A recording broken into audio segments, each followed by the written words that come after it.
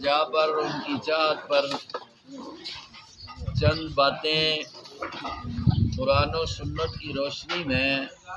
اس موقع کی مناسبت سے ہو جائیں۔ ویسے تو ایسے عالم میں کہ روٹی سامنے آئی ہو تو نماز بھی جائز نہیں ہوتی۔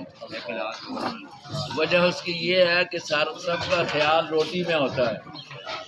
کھانے میں ہوتا ہے، لیکن ان حضرات کی یہ خواہش تھی چونکہ قرآن پاک کی بات ہو، جناب محمد الرسول اللہ صلی اللہ علیہ وسلم کی بات ہو، تو پھر آدمی کو توجہ کرنا ضروری ہو جاتا ہے۔ اس لیے 2-4 منٹ آپ کی توجہ اس لیے کہ ان حضرات کی چاہت تھی،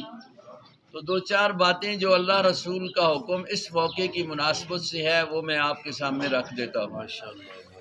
کیونکہ ہم لوگ مسلمان ہیں، اللہ رب العزت نے ہمیں اسلام کی دولت سے مالا مال فرمایا۔ انسان بنانے کے بعد انسان بنایا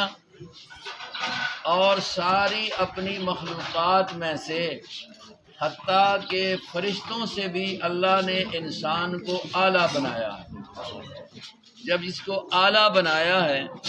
اس کا اعلیٰ ہونا اسی بنا پر ہے کہ اللہ نے اس کو اسلام جیسی دولت نصیب فرمانی تھی، اللہ نے اس کو قرآن جیسی دولت نصیب فرمانی تھی،